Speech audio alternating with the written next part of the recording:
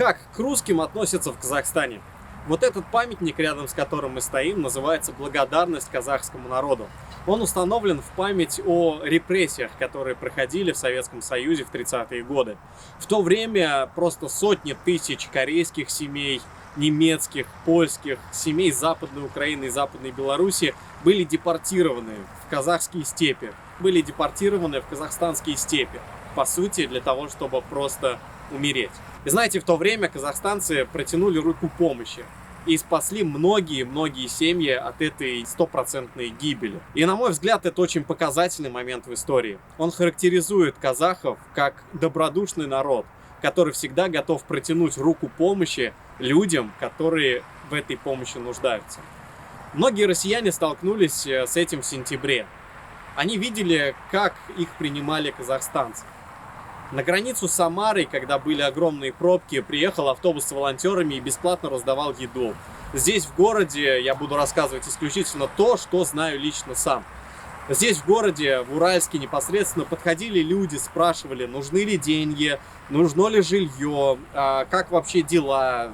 В принципе, все те моменты, которые необходимы для нормального пребывания у них в стране, они спрашивали тех людей, которые приехали из России. В этой связи меня лично очень удивляют вопросы моих знакомых из России, которые, знаете, спрашивают, ну что, как вас там местные встретили, подразумевая, что здесь, в Казахстане, россиян и русских не особо любят. Но когда ты видел, как здесь действительно протягивали руку помощи, как переоборудовали молитвенные дома, евангельские церкви, чтобы принимать всех, кому нужен ночлег, как переоборудовали кинотеатр, как бесплатно раздавали еду на улице, эти вопросы, они удивляют еще больше.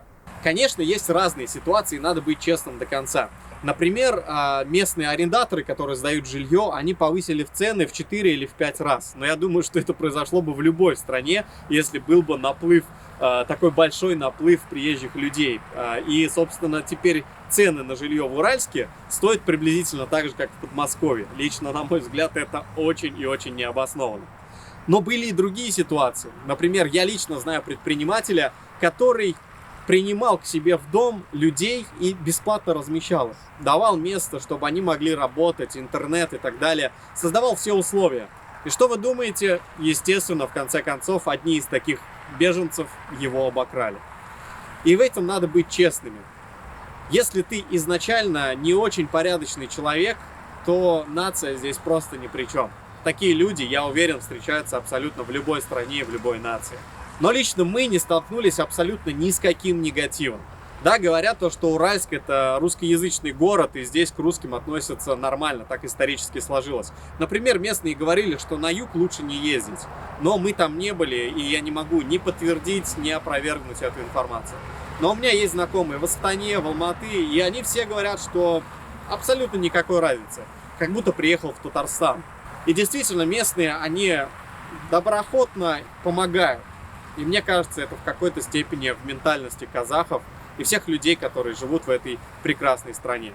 Лично от себя хотел выразить огромный рахмет всему казахстанскому народу и просто сказать вам огромное спасибо за то, что в необходимый момент протянули руку помощи тем людям, которые приехали сюда в поисках мира. Не забудь подписаться, поставить лайк и всем удачи!